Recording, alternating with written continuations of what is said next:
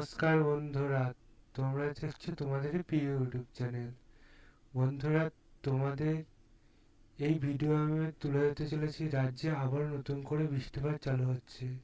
কবে কোথায় সেটা তুলে ধরবো। বন্ধুরা, তাই দেখতে পাচ্ছ ফাইনালি তোমাদের রাজ্যে যে কবে কোথায় বৃষ্টিপাত হবে সেটা তোমরা তো হয়তো জেনে গেছো।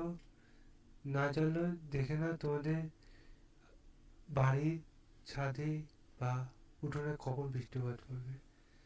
বন্ধুরা, তোমাদের এই যে বৃষ্টিপাতটি হচ্ছে, সেই বৃষ্টিপাতের এর আগেও একটা নিম্নচাপ তোমরা দেখতে পেলে। যখন নিম্নচাপটি চালু হয়েছিল তখন আমি একটা ভিডিও করে দিয়েছিলাম কবে কোথায় বৃষ্টিপাত হবে। সে মতো আজকেও তোমাদের একটা ভিডিও করছি, রাজ্যে আবার নতুন করে বৃষ্টিপাত হচ্ছে। একের পর এক শীতের মধ্যে দেখতে পাচ্ছ বৃষ্টিপাত হচ্ছে। এই বৃষ্টিপাতে কোনো ভয়ে কোনো আতঙ্ক কারণ নেই। এই বৃষ্টিপাত খুবই অল্প সময়ের জন্য হতে চলেছে। বৃষ্টিপাতে যদি কালকের দিনে দেখি আমরা ওয়েদার দেখবো একই প্রায়। কালকে একটু পরিষ্কার আকাশ থাকবে, এটা কালকের দিনে। কালকের দিনে মোটামুটি আকাশ সবসময় পরিষ্কার, টেম্পারেচার একটু কমা বাড়া করবে, একটু হট ওয়েদার থাকবে।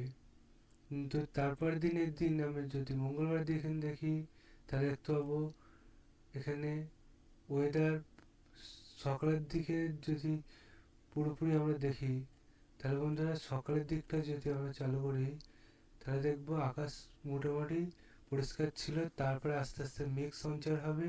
যত বেলা গড়াবে এই মেঘ সঞ্চার হয়ে মোটামুটি এটা একদম দুপুরের পর ঘন মেঘে ছেয়ে যাবে।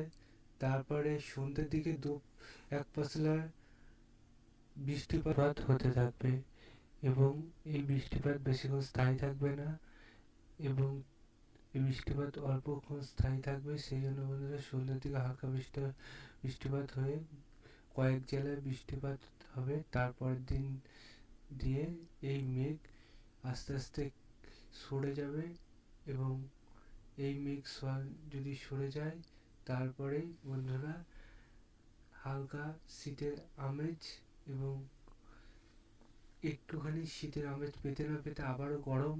তারপরে আবারও রাজ্যে বৃষ্টিপাত চালু হবে 28 তারিখ থেকে।